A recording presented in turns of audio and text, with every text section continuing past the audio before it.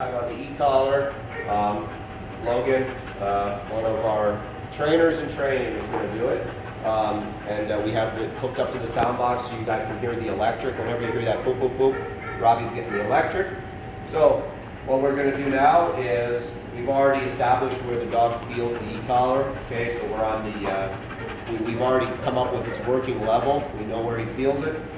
What's that number, Logan? 5. 5. Okay, so we're on a 5 with the dog.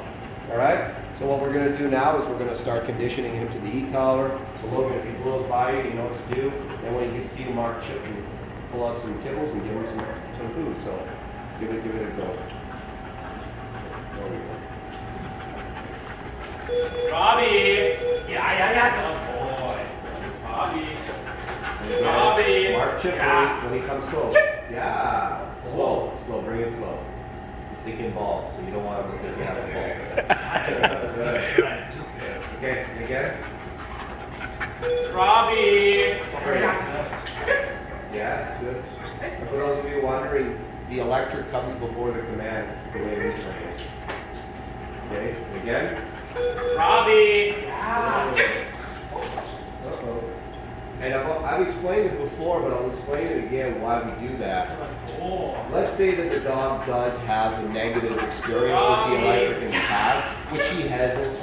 Or let's say he's a super sensitive dog and for whatever reason he decides that sensation of the electric is really stressful for him. If you start with the command and then make the stress, so to speak, even though obviously for this dog it's not stress, if you start with the command and make the stress, Robbie! the dog, yes, good boy, good. If you start with the command and make the stress, the dog's going to associate the stress with the command. We don't want him to do that. And for those of you kind of, clutching your hearts because we're making some stress, it's not a problem. The stress isn't the problem. It's stress without clarity is the problem. Stress is an important part of any learning process, especially if you want to create reliability, right? What's your e-collar set to? Did you accidentally? Still 5. 5? Yep. Put down the 4, see if he responds on the 4. Right.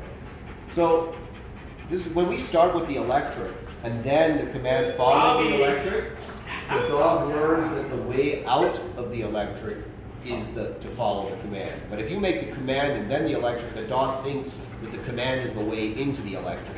The command is always the way out of the electric. It's not the way into the electric.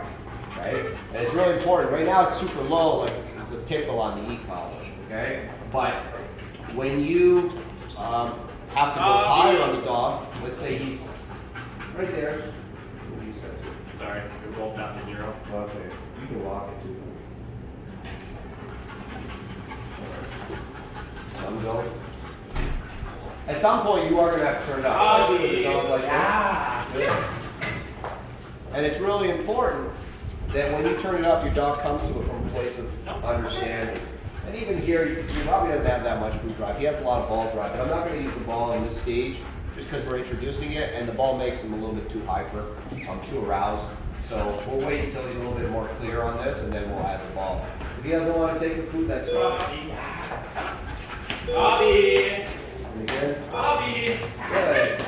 Good. And you can see there a couple times the dog did what a lot of dogs do is he does a couple run-bys, right? Where he kind of goes right by the handler. The handler does the right thing. Dog runs by, you turn around, pop, pop, pop, then you call the dog again, right? A lot of people try and like stop the dog or block the dog or go to the dog. Don't do that. Robbie! Let the dog run by you, turn around, and then reinitiate the recall. And after a while, the dog learns his job is to get to you. You're not going to go to him. You're not going to reel him in. You're not going to do anything else. Let the dog go again.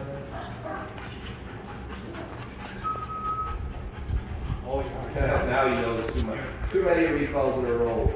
So the next step for you will be to do it outside. And then, do one every so often. And now you can see the dog kind of is paying a little bit more attention to him because we've done a few recalls with him now. Turn it on. Good. Open the door. Call him through the door a few times. Let him go through. Just open the door. Yeah. Robbie! Okay, now do it. Robbie! Yeah, good boy! Robbie! Yeah, there you go. Good. Good. He's like, oh, food. I hate food. All right, one more time. And for those of you that have dogs that rush through the door, Good boy. for those of you that have dogs that rush through the door, you know, this is the solution to that, right? Is you open the door and you teach the dog in and out of the door, right? A lot of dogs, you open that door. Yeah, good boy. So we do a lot of recalls through the doorways here.